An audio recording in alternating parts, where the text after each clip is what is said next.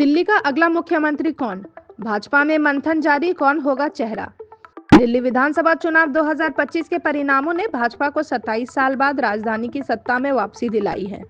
भाजपा ने 70 विधानसभा सीटों में से 48 पर जीत हासिल करके बहुमत हासिल किया, जबकि आप केवल 22 सीटों पर सिमट गई।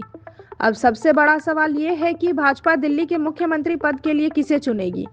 इस सवाल पर पार्टी के भीतर गहन मंथन चल रहा है और 3 प्रमुख दावेदारों के नाम सामने आ रहे हैं: अभय वर्मा, रेखा गुप्ता और मनोज तिवारी।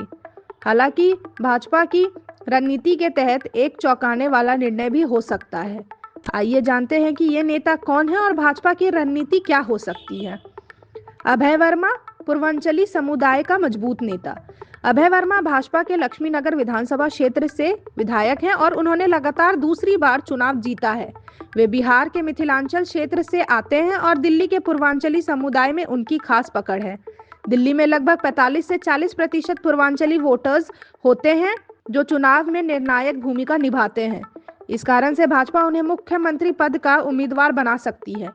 उन्होंने इस चुनाव में आप के प्रत्याशी बीवी त्यागी को 11,542 वोटों के बड़े अंतर से हराया था। उनके बढ़ते समर्थन को देखते हुए वे भाजपा के लिए एक मजबूत उम्मीदवार साबित हो सकते हैं। इसके अलावा वे भाजपा के जमीनी कार्यकर्ता भी रहे हैं और संगठन में उनकी अच्छी पकड़ है।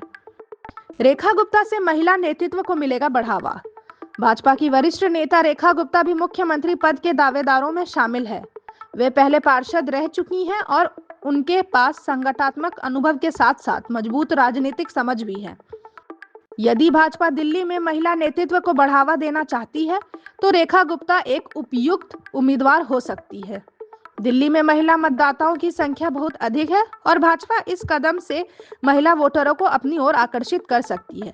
इसके अलावा वे बनिया समुदाय से आती हैं जो भाजपा का पारंपरिक वोट बैंक है। अगर भाजपा इस समुदाय को साधने की कोशिश करती है तो रेखा गुप्ता को मुख्यमंत्री पद पर नियुक्त किया जा सकता है।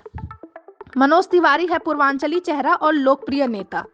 भाजपा सांसद और गायक अभिनेता मनोज तिवारी का नाम भी मुख्यमंत्री पद के दावेदारों में लिया जा रहा है। वे दिल्ली के पूर्वांचली मतदाताओं के बीच बेहद लोकप्रिय है और लंबे समय से भाजपा के प्रमुख चेहरे रहे हैं। मनोज तिवारी ने 2019 में उत्तर पूर्वी दिल्ली से लोकसभा चुनाव में बड़ी जीत दर्ज की थी।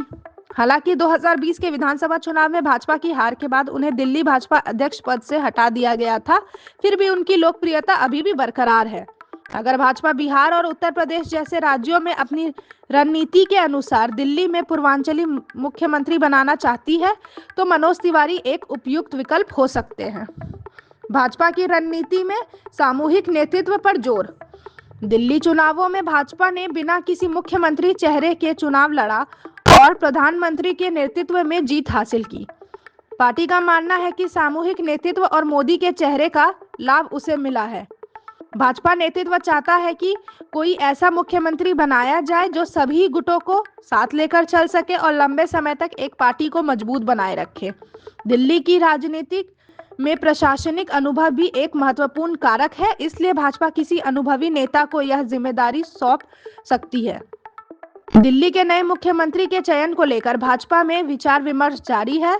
अभय वर्मा, रेखा गुप्ता और मनोज तिवारी सभी इस पद के लिए मजबूत दावेदार हैं, लेकिन भाजपा की सामूहिक नेतृत्व भी नीति के तहत यह संभव है कि पार्टी किसी अप्रत्याशित नाम को मुख्यमंत्री बना दे।